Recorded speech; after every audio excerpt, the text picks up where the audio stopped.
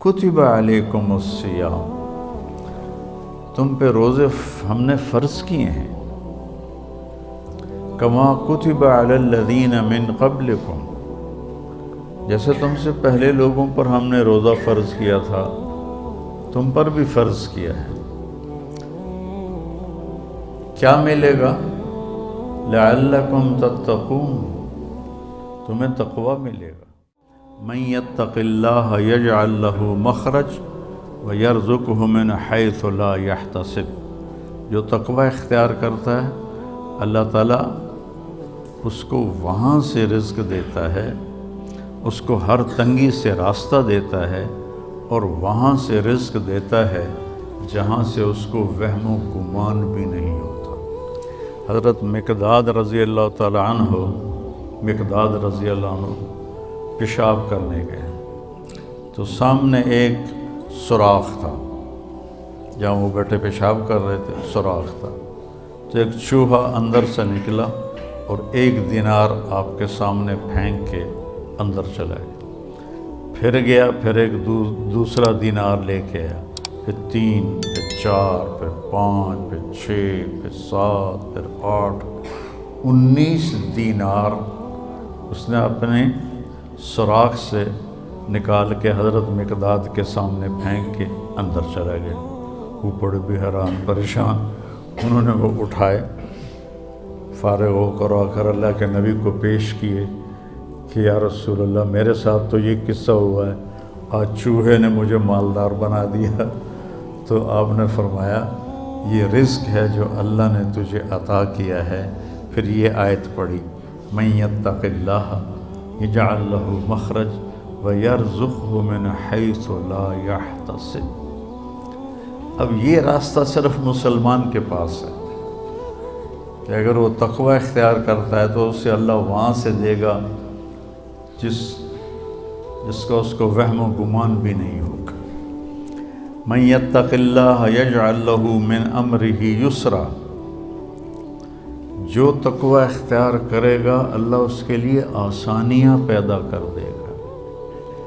من یتق اللہ یکفر عنہ سیئاتہ ویعظم لہ اجرا، جو تقوی اختیار کرے گا اللہ اس کے گناہوں کو معاف کر دے گا، صاف کر دے گا۔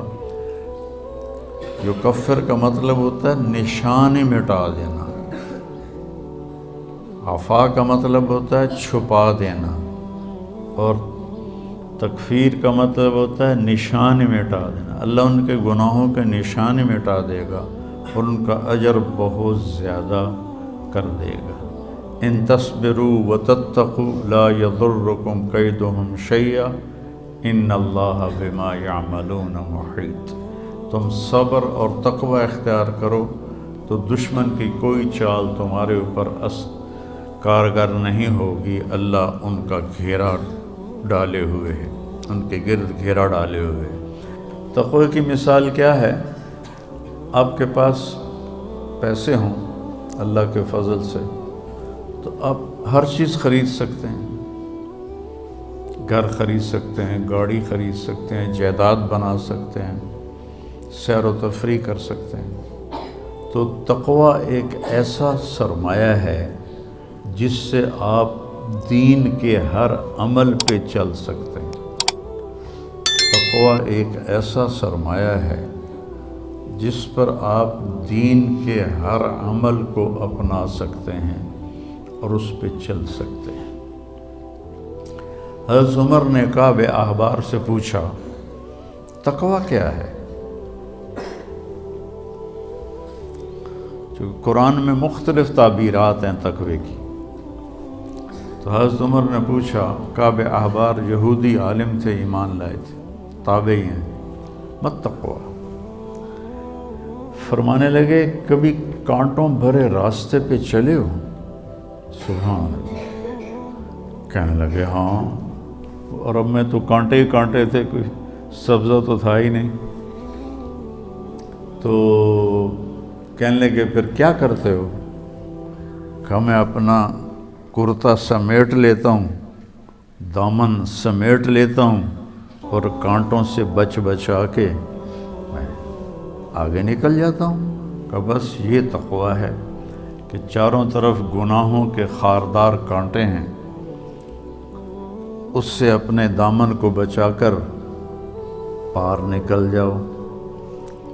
اور دوسرا کہ لوگوں کے سخت رویے ہیں، کانٹوں کی طرح چبھتے ہیں۔ تو روزے کا صلہ بتایا گیا ہے تقویٰ، کہ اس سے انسان کو تقویٰ حاصل ہوتا ہے، اللہ کی خشیت، اللہ سے حیا کو تقویٰ کہتے ہیں۔ ایک گناہ نہ کرنا کہ دوزخ میں جاؤں گا، یہ بھی ایمان کا حصہ ہے۔ ایک گناہ نہ کرنا کہ مجھے اللہ سے شرم آتی ہے، مجھے اللہ سے حیا آتی ہے، یہ حیا کا جو درجہ ہے یہ خوف کے درجے سے بڑا ہے۔ یا ایھا الذین آمنوا، یہ عزت صرف اس امت کو ملی ہے اور کسی امت کو یہ اعزاز نہیں ملا۔ کتب علیکم الصیام، تم پہ روزے ہم نے فرض کیے ہیں،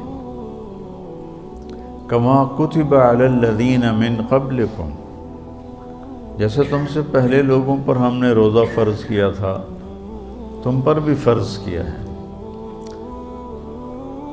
کیا ملے گا؟